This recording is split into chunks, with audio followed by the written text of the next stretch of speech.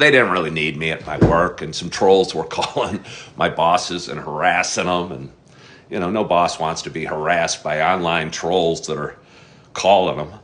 So I think they were valuing me less and less, even though they said they really liked having me there. And one period, the last 3 days of employment, I was in what I'd call the worst section in the restaurant. And they called it the lounge, which makes it sound fun.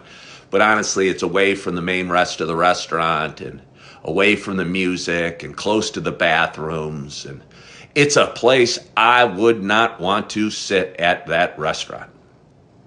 And it's a place where if you sat somebody there, they'd ask if they could move to another table. And I honestly felt bad for my customers being sat over there.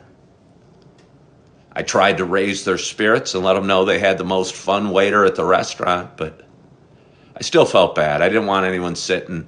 If you go out, money's tight for a lot of us. You go out, you're enjoying dinner, you want to have a nice table.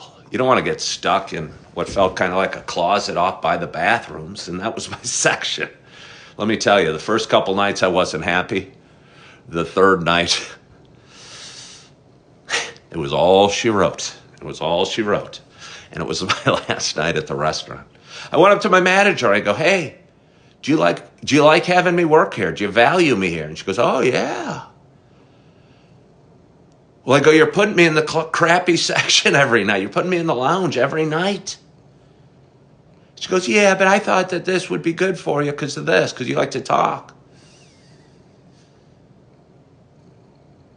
And I go, oh, okay. We'll talk about it later.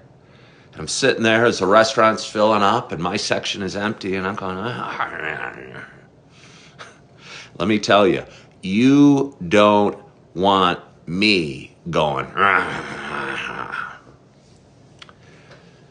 And I decided to bring up the conversation again and said, hey, you gotta know that this is the worst section in the restaurant.